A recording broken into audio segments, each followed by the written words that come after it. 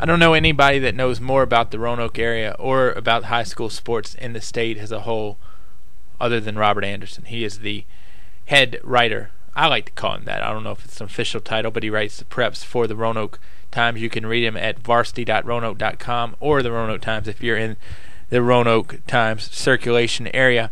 He joined me to talk about the state tournament coming up. How does he see the Timesland teams doing, and more. It's Robert Anderson on the Sports Buffet podcast. Always fun to catch up with Robert Anderson, Dean of High School Sports Writers across the state, Roanoke Times. Let's talk, Robert, about the state tournament. It's coming up this weekend, and let's start with Group A Girls Division 1. I believe 2 Timesland teams there with Galax and Covington. Give me the skinny. Well, Galax is going to be a huge underdog against East Rockingham. I think, from all accounts, East Rockingham has been picked to win the thing from before the season started. I think they were in the Final Four last year in Division 2. Galax has got a 1,000-point score in Bailey Shoemate, and Allison White is a pretty good athlete. They've done a good job, really, to go scoreless in the third quarter and lose in the regional final to come back and win the quarterfinals. And they do have some familiarity with the Siegel Center.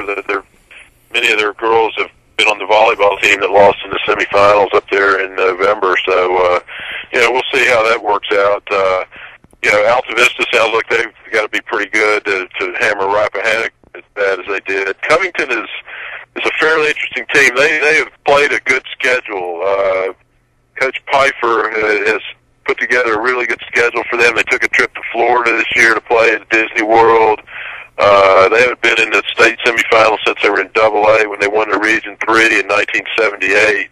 They've got a sophomore named Simone Moore who's I think 2 or 3 points away from 1,000 already in her career. She plays kind of a point forward.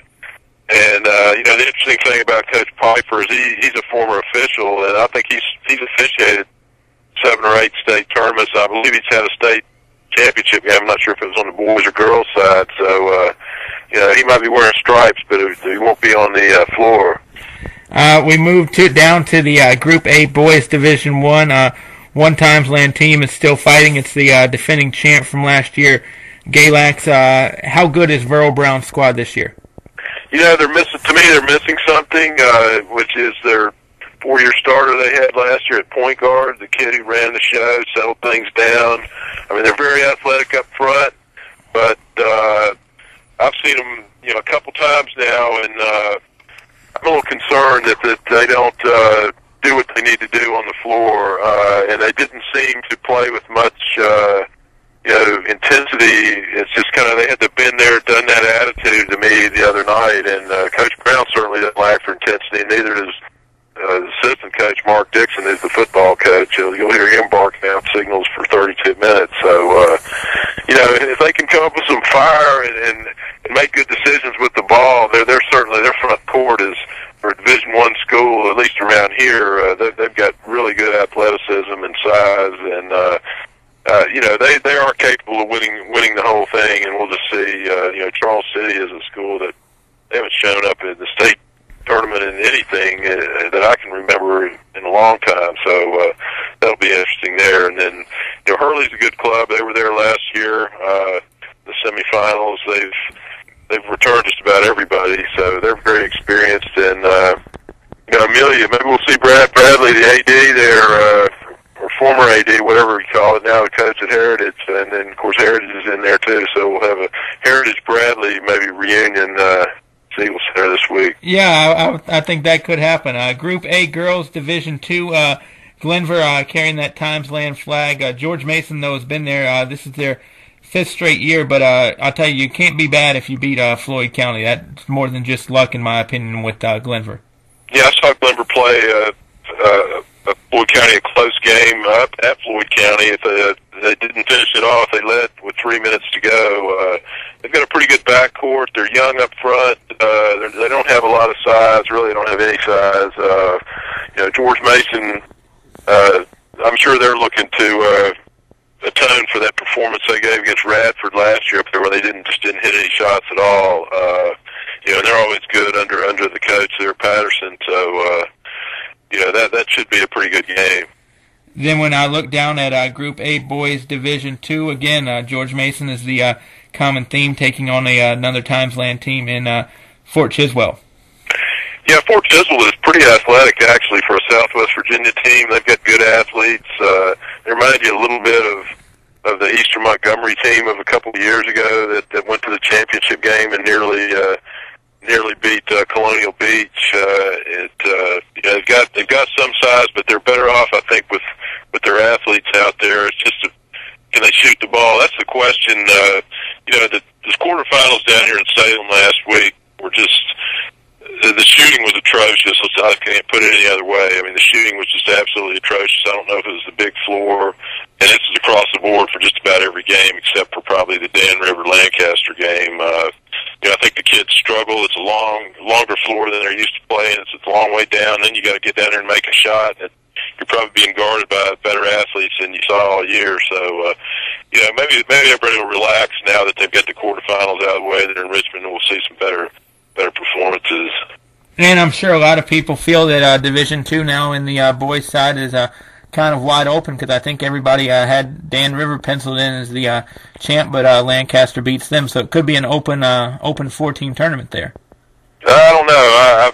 I really don't see. I don't see Virginia being able to play Lancaster from what I saw out of Lancaster the other day. I think they've only lost one game, and that was in the regional final. Right. They look pretty imposing. That was an impressive performance for them to have come that far to play a state tournament game or any game in mid-afternoon, early afternoon, and that was easily the best of the 6 games up there Saturday in Salem. AA Division III, I don't think there are any Timesland teams there, but Robert E. Lee, I know that we've seen them there in the years past. Maybe could be the edge on favorite, but Liberty Belton, who has won the state title last year in Division 4, moves down. Anything to shout about in Division 3 in your opinion? Yeah, I think Lee has been up and down. They've played. Maybe they're playing better now. I know from talking to a couple people up there. My buddy Hubert Grimm at the Sandpaper. He's been mixed about him this year. I think Bilton will probably defeat Richlands in the other semifinal. Liberty had Jasmine Guadby, who I think's at JMU now. Right. She was a great player last year, and they were very impressive. So I don't know a whole lot about that bracket because we don't have any local teams in that one. But I kind of think maybe Mickens will get to the finals this year, and maybe it'll be Lee and Liberty.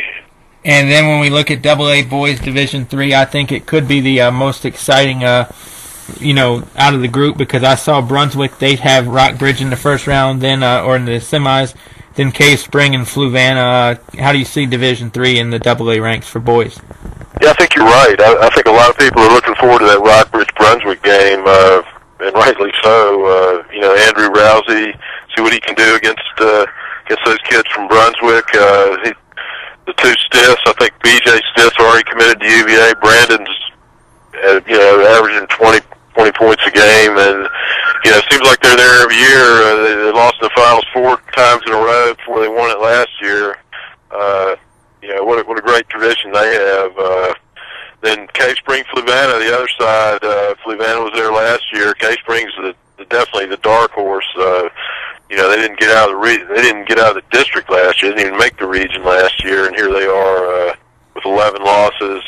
They're definitely not as talented as any team he's brought there. This is by far the biggest surprise they've ever pulled. And Fluvanna with Yaya Anderson, he no relation by the way.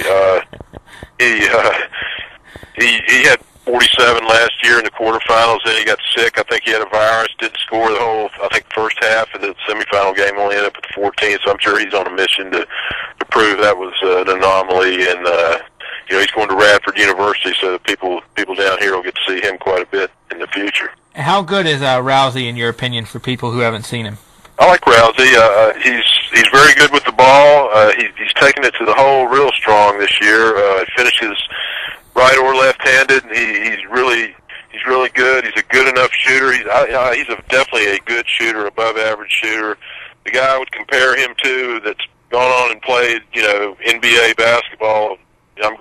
here a ways, but he reminds me of Mark Price a little bit, the way he plays. He's not quite as tall. Of course, Mark Price was as good a shooter as ever was in the NBA, and, Andrew's not quite that kind of shooter, but he's got another year in high school, and he's impressed me this year. He's played well he's played well in big games. He's played well against good opponents. I saw him score 47 down here in the Civic Center in February for a school record. That'll be a game I think a lot of people are looking forward to seeing. And AA Division IV girls, I like Salem, but the fact that Millbrook is hanging around there does not bode well for, I think, anyone. But what do you think Salem and Carroll County have for the tournament? Yeah, for Cortland and Millbrook, I don't know. I mean, you got two of the three undefeated teams in the state are sitting in that bracket. I like Carroll County's team. I saw them the other night for the first time. They impressed me a little bit. They got a big girl in the middle. They've got good athletes. They're tough kids, really, really hard-nosed girls, and they're good players. Millbrook is just loaded. Courtney Green's got 2,500 points, career points, something like that. She's going to Delaware. They've got the big girl up front. They came down here and played in the William Fleming Christmas tournament and just hammered everybody. They doubled up Salem, I think 70-35 in the finals, and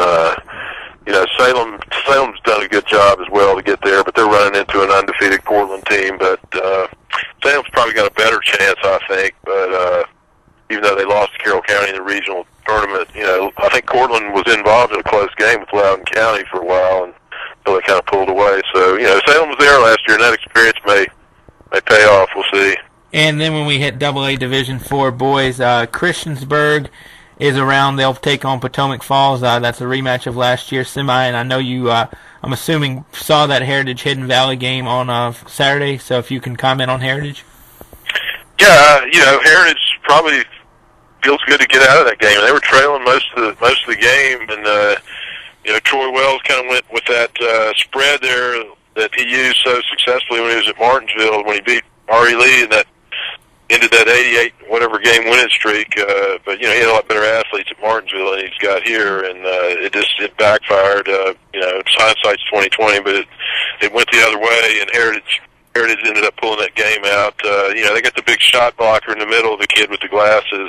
He's had over 100. Yep. Yeah, he's had over 100 shots blocked this year, and he's a factor in there. I don't know anything about Grafton, to be honest with you. I guess I'll find out something if I have to, if Christiansburg advances and they advance.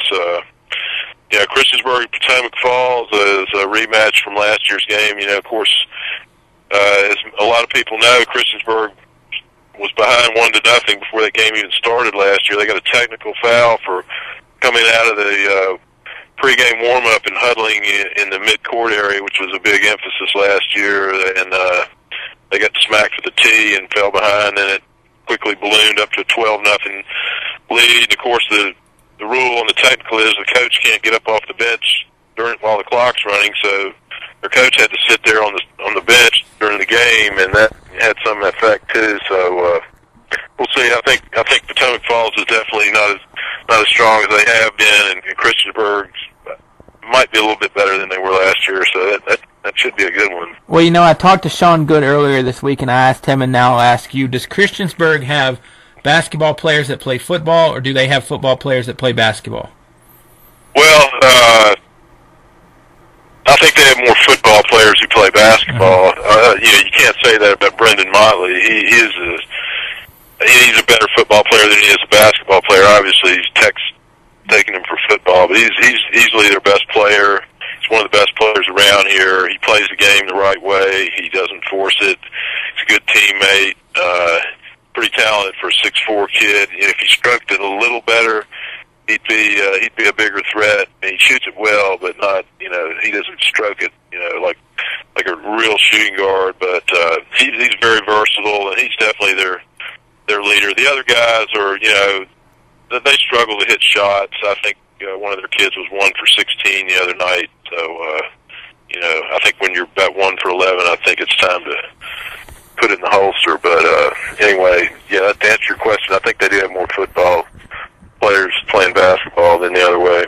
Here's the only Grafton connection I can give you to the Timesland, Robert. Jared Van Acker, former head football coach at Galax, head football coach at Grafton. That's all I got for you. Right. Yeah, wasn't he at William Campbell right. as well? Started at William Campbell and then moved to Galax, now at Grafton. Final things for you, Robert, as always, appreciate your time. And, I don't know what the highlight of my week is this week, seeing all the basketball games or getting to break bread with you. But final question, if you had to put your Monopoly money on one Timesland team or two Timesland teams to get all the way and get a crown, who you got? Well, my phony bills would be on, first of all, I'd have to go with Galax's boys. I think they have opponents there that aren't overwhelming. At least I don't think so. And they did win it last year, and they're pretty tough up front. Beyond that, I think Christiansburg's boys might have the next best chance. Just to look at it, and that's not saying I'm picking Christiansburg to win it, right. But I'm saying out of our 10 teams, they might have the next best chance because we've got several teams that are huge underdogs and some other teams that are probably prohibitive underdogs. So, I'm not looking for a lot of our teams to be standing there when Saturday rolls around. Well, Robert, as always, appreciate your time. Hopefully you'll be standing. Let's sit down. It's a long week. We don't need to stand the whole week. But look forward to seeing you in Richmond, and we'll talk to you soon. Yes, sir. Thanks, Bob.